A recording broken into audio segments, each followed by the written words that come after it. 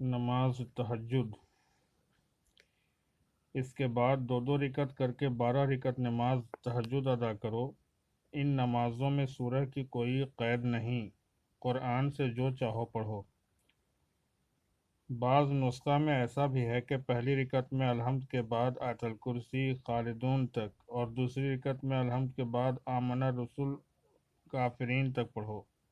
بعض جگہ تہجد پڑھنے کا یہ طریقہ بھی مرقوم ہے کہ پہلی رکعت میں الحمد کے بعد سورہ اخلاص 12 مرتبہ اور دوسری رکعت میں سورہ اخلاص 11 مرتبہ، سلام کے بعد 100 بار یا وہابو پڑھو۔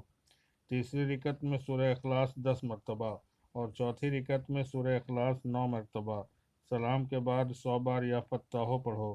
پانچویں رکعت میں سورہ اخلاص 8 مرتبہ اور چھٹی رکعت میں سورہ اخلاص 7 مرتبہ، سلام کے بعد 100 بار یا کریمو پڑھو۔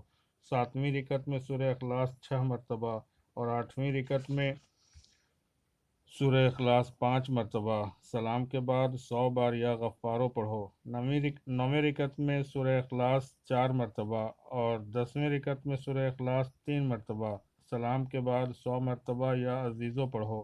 11ویں رکعت میں سورہ اخلاص 2 مرتبہ اور 12ویں رکعت میں سورہ اخلاص 1 مرتبہ، سلام کے بعد 100 بار یا بدوہو پڑھو، اور اگر ہو سکے تو ہر 2 رکعت ادا کرنے کے بعد اور اسماء الہی پڑھنے سے پہلے ایک بار اللہ حاضری، اللہ ناظری، اللہ شاہدی، اللہ ناصری، اللہ معی بھی پڑھ لو۔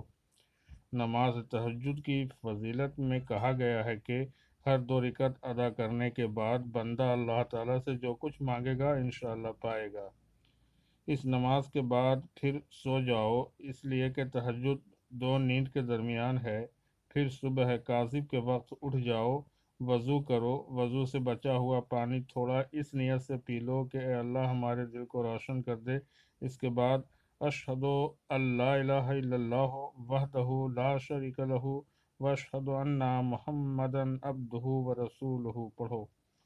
حضرت خواجہ حسن بصری رحمۃ اللہ علیہ حضرت رسول خدا صلی اللہ علیہ وآلہ وسلم سے روایت کرتے ہیں کہ جو شخص وضو سے فارغ ہونے کے بعد اشہد ان لا الہ الا اللہ وحدہ لا شریک لہ واشہد ان محمدا عبدہ ورسولہ پڑھتا ہے، اس کے لیے بہشت کے 8 دروازے کھول دیے جاتے ہیں، وہ جس دروازے سے چاہے داخل ہو جائے۔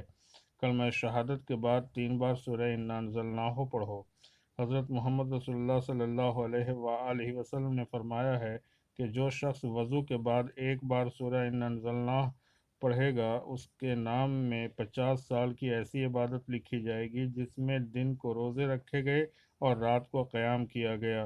جو 2 مرتبہ پڑھے گا اس کو اللہ تعالیٰ وہ سب کچھ دے گا جو نعمتیں حضرت ابراہیم خلیل اللہ اور حضرت موسیٰ کلیم اللہ علیہ السلام کو عطا فرمایا، اور جو 3 مرتبہ پڑھے گا وہ جنت میں بغیر حساب کے داخل ہوگا۔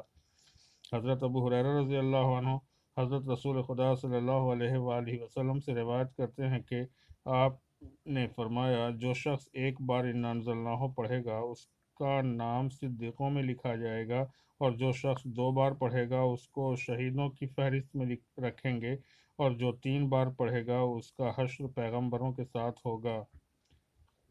صفحہ 8، 9 اور 10۔